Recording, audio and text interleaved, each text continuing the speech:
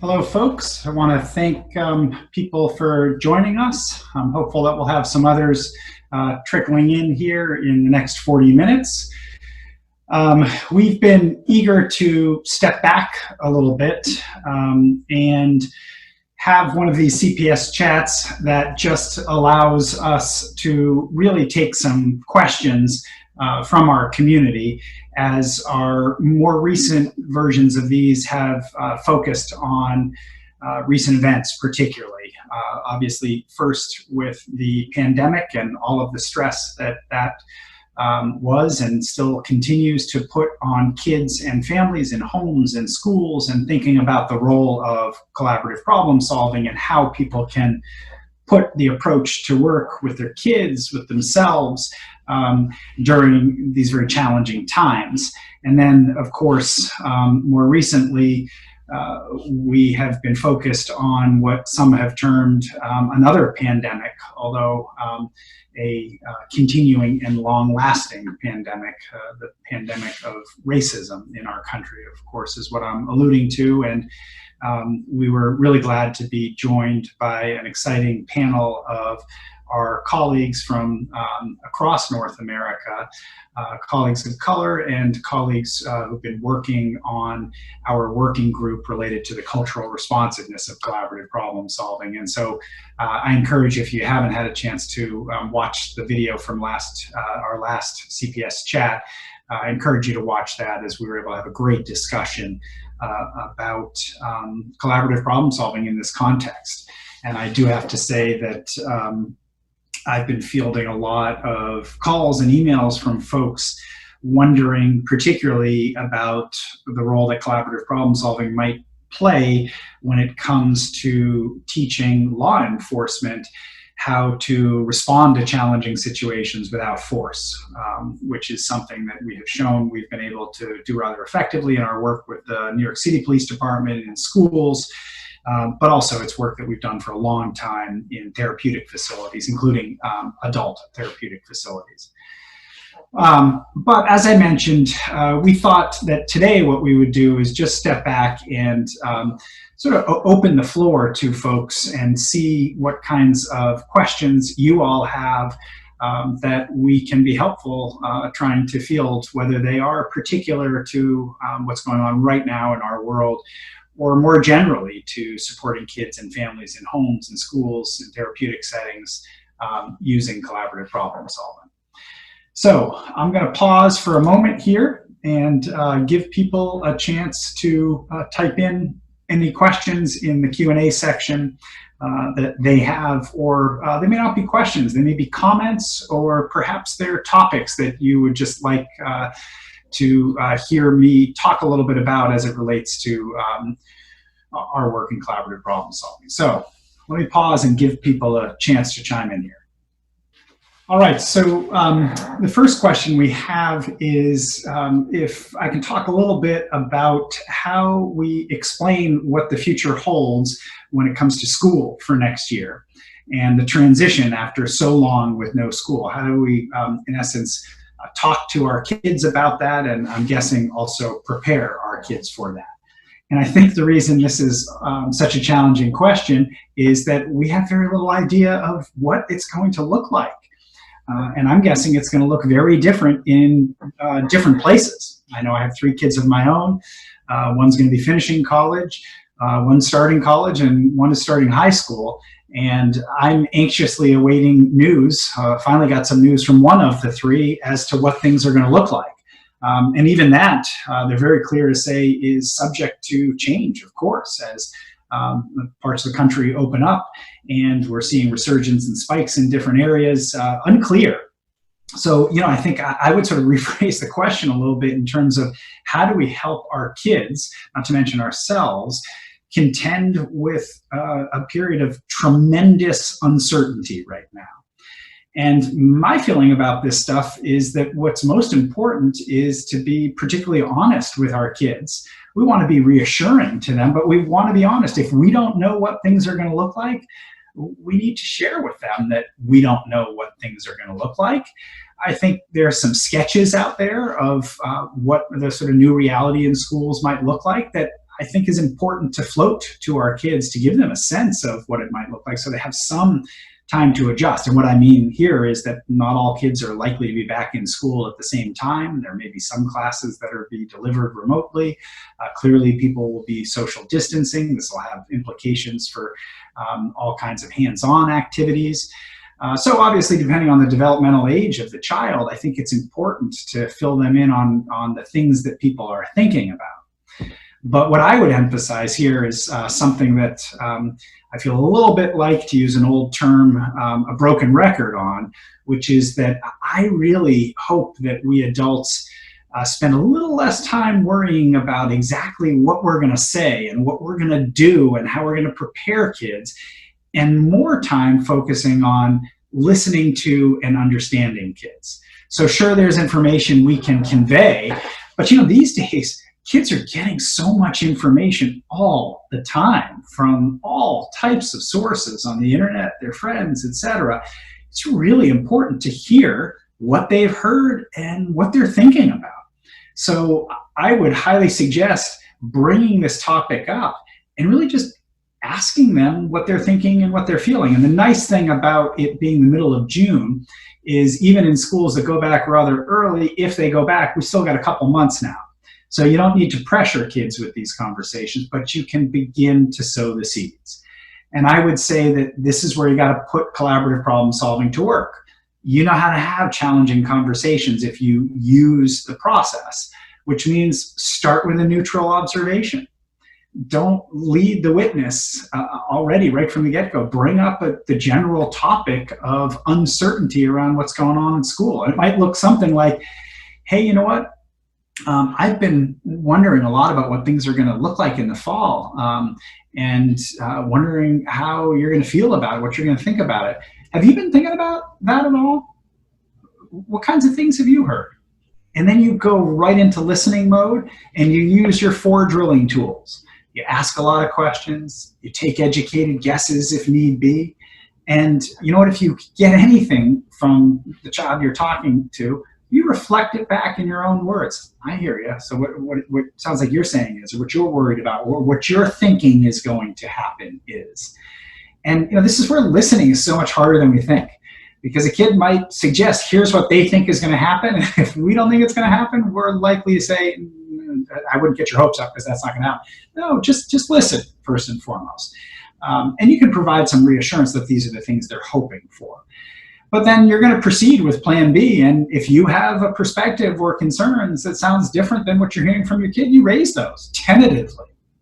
And this isn't something where you're necessarily proceeding to the third ingredient of plan B and trying to craft solutions. Right now, you're just trying to surface this conversation. Davina's making the comment that the word de-escalation is hot right now, and for very good reason, of course.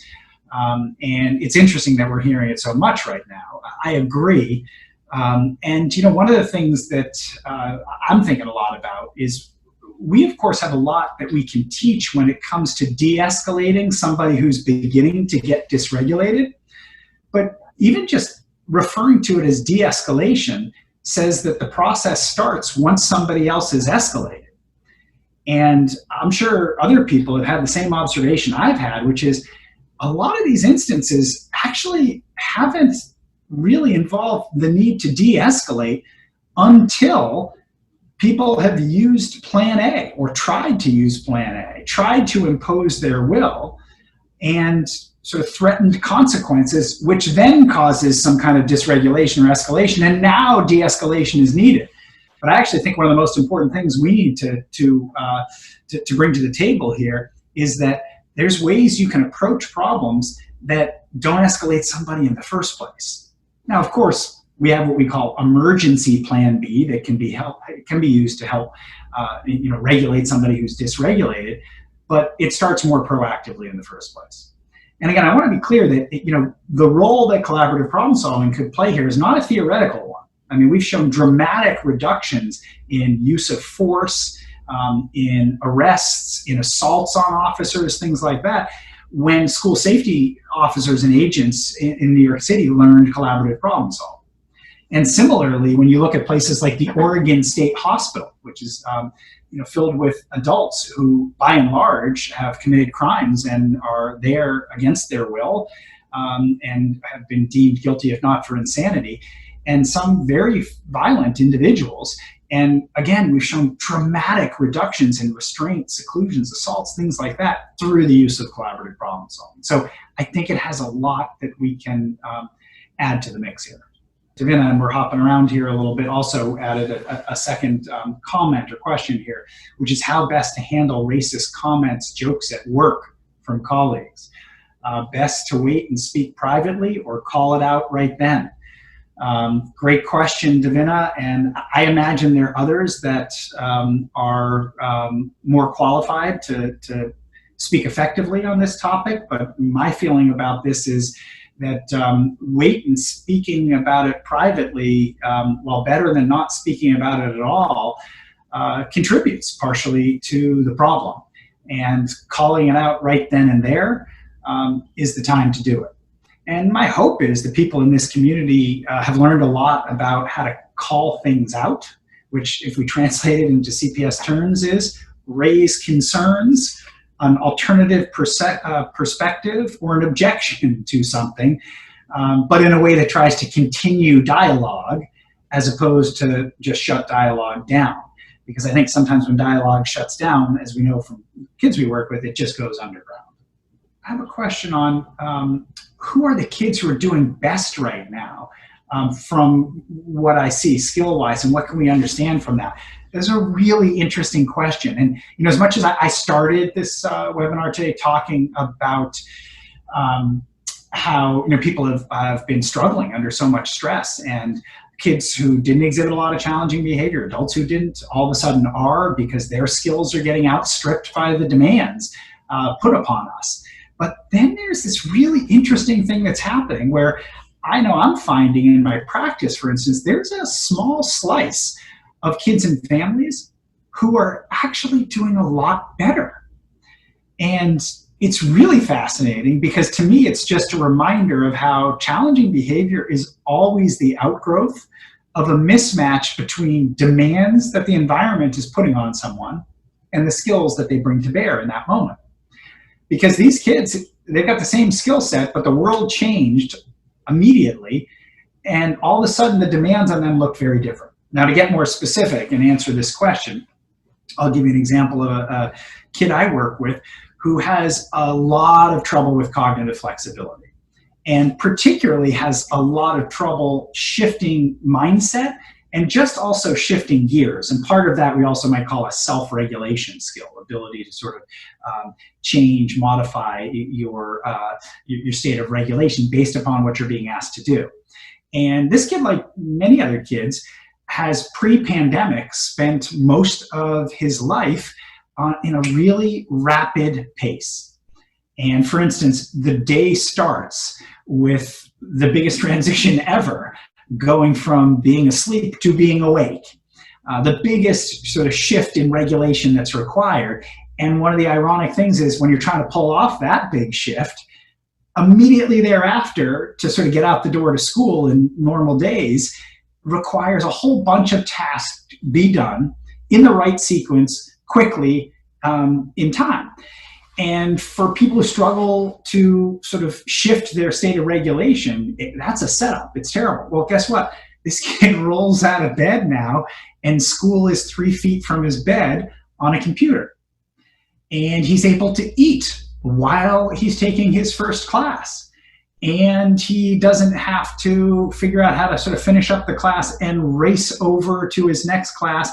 And he wants to socialize with his friend. But if he does that, then he's sort of shifting into this different state of regulation where now he's up and engaged and talking about sports and all kinds of things like that. And then he's supposed to go in the class and be quiet immediately. That's not happening anymore either. And even his appointments with people like me, instead of having to drive 20 minutes in the car and figure out parking and race in and hope to get it in there on time, all he does is press a button on FaceTime and he and I are talking. And all of these things have just made life much easier for somebody who struggles to rapidly shift state of arousal and shift gears from one thing to the next. And I use that just as an example. And on the flip side, by the way, some of the skills he just doesn't need anymore. The same kinds of social skills that sometimes are a struggle for him in person aren't required right now. And the reason I say it's flip side is that's not necessarily a good thing, because those skills aren't getting practiced. He's not getting a lot of social interaction, but we're not seeing much challenging behavior as a result.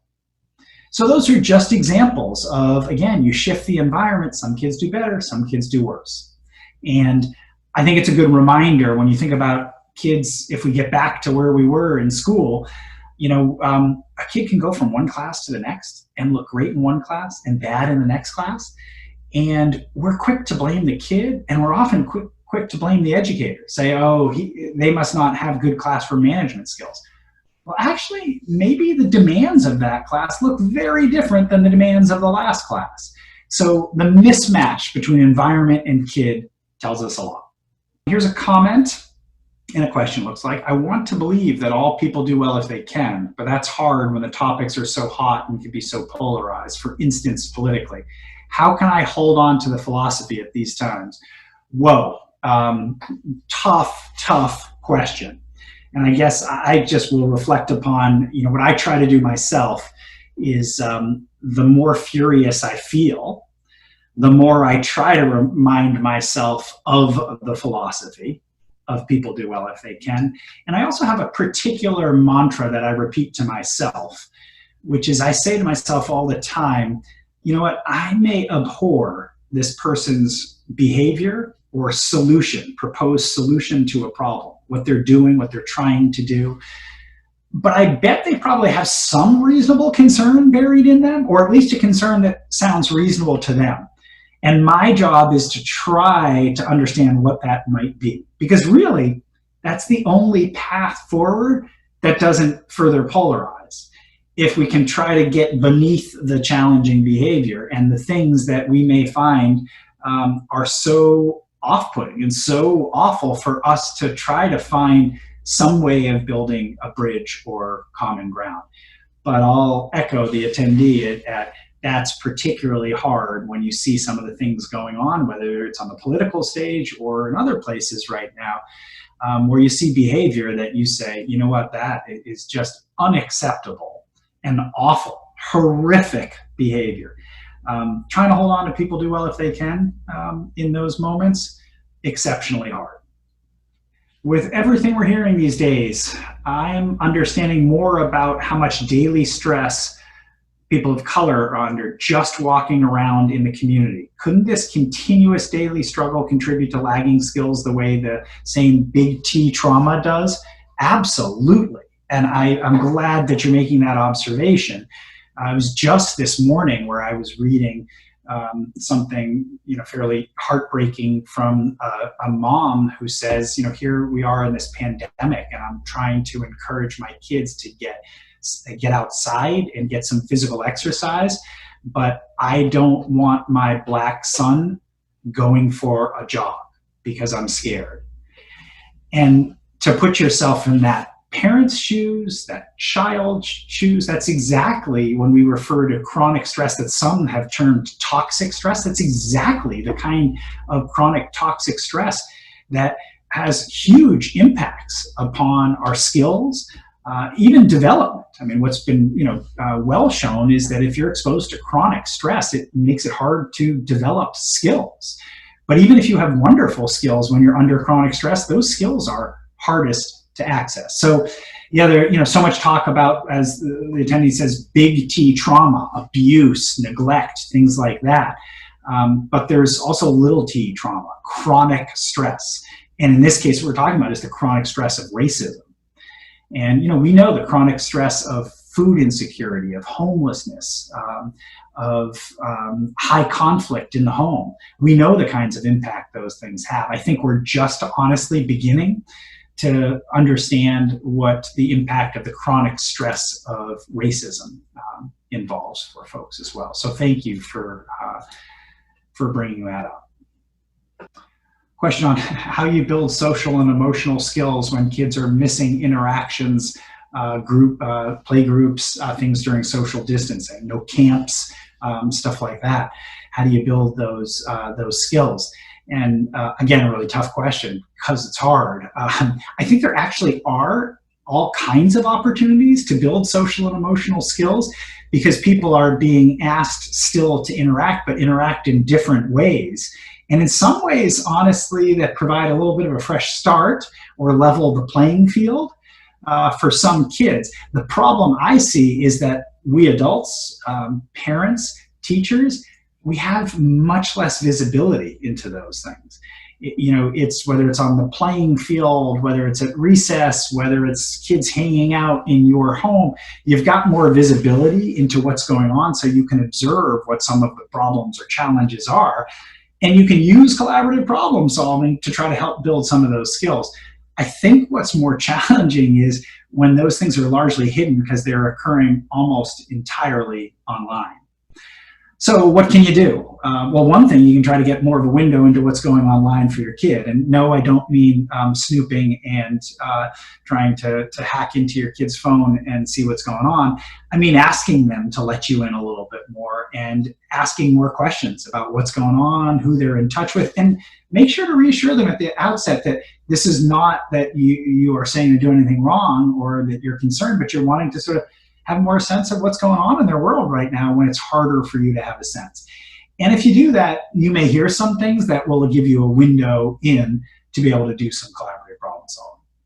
I think the other thing you can do is try to come up with some collaborative solutions to providing interaction with other kids and friends that don't violate social distancing.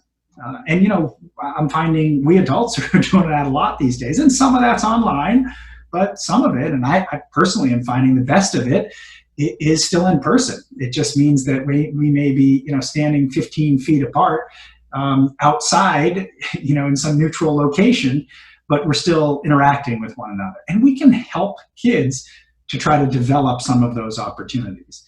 Now, again, stay true to the model here. Don't impose solutions. Don't tell kids what they need to be doing to foster more interactions with their friends, because they're not going to do it. And if they do it, they're not going to be particularly invested in it. But you can bring up the issue and invite them to collaborate and think about what some potential solutions might be. All right, school ended in our town today, which, by the way, that occurred. I this morning watched an awesome live stream middle school graduation for my daughter, which was very cool, and ended in this clap out they do where ordinarily the kids and the staff would be lining the halls of, this is a huge middle school of over 1,100 kids, and they would line the halls and everybody clapping and cheering as people are leaving the building. And they had hundreds of videos sent in of people clapping for folks and put it together in a montage at the end of this virtual ceremony, which was pretty cool. But back to the attendee who says their young teen is expecting to now sit on YouTube for the next 3 months. They think she's too young to work, can't really see her friends. All of your good ideas are shot down. What do we do with our kids in the position? Send them over here and I'll put them together with my young teen who I have the same concerns about. No, I think partially I touched upon this, which is, be careful of all your good ideas, because especially with a young teen, just by virtue of the fact that that good idea may have come from you, might classify it as a bad idea. So stay true to your concerns, which is there's a reason you're worried about her sitting on YouTube for the next 3 months. There's a reason you're worried that she doesn't have work. There's a reason you're worried she can't see her friends. And there's a reason you're coming up with all of these ideas. Put those concerns on the table. See if she shares any, which, by the way, she will share some of them. She'd want to be seeing her friends too. And let's be clear, would prefer to not be on YouTube, believe it or not, all day. Probably prefer to be doing some other things in addition. But then it's all about collaboration. It's what can we come up with together? And I think what we as parents need to do is It's like that old adage about, can you make a horse drink water? And you can't. You can't force them to drink water, but you can lead them to water. And so what you want to do is you just want to sort of what we call scaffold the process and just start saying, all right, so it sounds like you would prefer to be doing some things with friends and not just be on YouTube all the time. And of course, we got the issue where you guys can't be too close together right now. I wonder what things would look like if you had any way of getting together, but that would still be safe. Now, she might say, that's dumb, it's stupid. There's nothing we can do if we can't get within 6 feet of each other.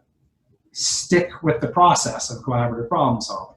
Reassure them you're not going to do plan A. What that looks like is, I hear you, a little reflective listening. It sounds like you're thinking that whatever you would do if you're more than 6 feet apart would be dumb and a waste of time. Am I hearing you right? I'm regulating her and letting her know I heard her.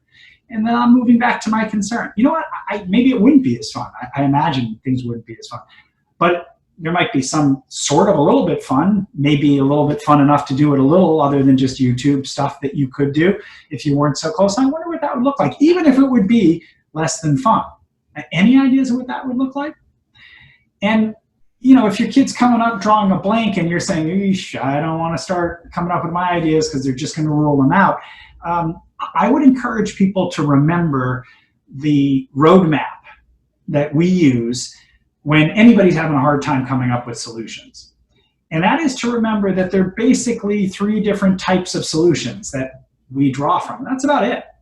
We usually meet in the middle, come up with a different way to doing something, or ask for help. Now, in this case, meeting in the middle is not particularly helpful. So we're really down to what would a different way look like? So you can ask your child, what would you most like to be doing right now? And they'll tell you what they can do that they can't do, or what they'd like to do that they can't do right now. And then the question is, is there any way to do that in a different way that would be like sort of like it, but also safe today? What would that look like? Let's do it a different way, which, by the way, is an opportunity to practice cognitive flexibility. Or you always have, ask for help. Find somebody else who might have ideas. And in this case, what I would suggest doing is saying, have you seen anything on YouTube or on your Instagram or TikTok or wherever it might be where other kids have come up with some cool stuff to do together? Have you seen anything like that?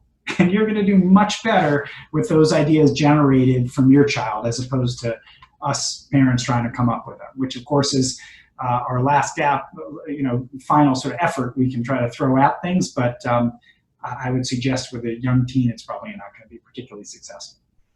We're making our way through our questions here. We got another, this one from teacher, which is great, who would like to help have a positive impact on the chronic stress and trauma that we were discussing earlier, but having trouble engaging parents in the community.